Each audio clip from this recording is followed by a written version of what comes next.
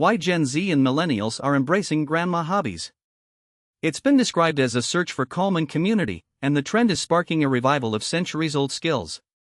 Last week I was walking through the Green Door Folk School in Brooklyn, and the hallway was buzzing with people, #lives.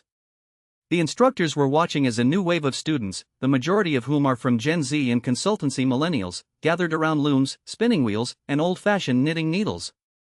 What's driving this shift?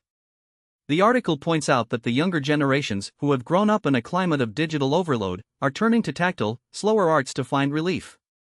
The old-world crafts, knitting, crocheting, pottery, and quilting, offer not just a way to create something handmade, but an entry point into community. In a city that only halfway knows how to wake up together, these skills create shared rituals that feel quieter, more intentional. The piece even shares one anecdote from a writer on an Uber. A man sitting inside the back of the car as the narrator drove across Brooklyn guessing, bachelorette party? That child's question lured the narrator to the folk school, where the sense of community was palpable. The murmurs of needles and the smell of kiln-fired clay are an antidote to the constant noise of social media. The Green Door, which has become the epicenter for this hobby renaissance, attracts a young-minded crowd. Millennial and Gen Z participants now outnumber the older generations by about 60% to 40%.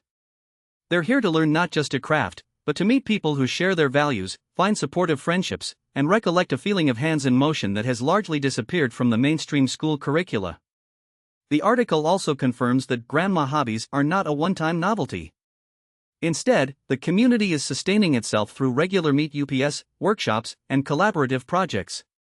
The sense of belonging is a combination of this learning, a place to find steady hands and steady friends, the piece reports. That is why the newer students are sticking around, saying they've found a sanctuary, a place that keeps the rhythm of their schedules on a lighters-like grid. Lambda Omega.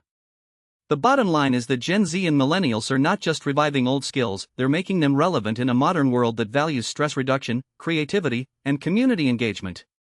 We're all looking for a pause button, a way to unwind, and these grandma hobbies might just be the answer.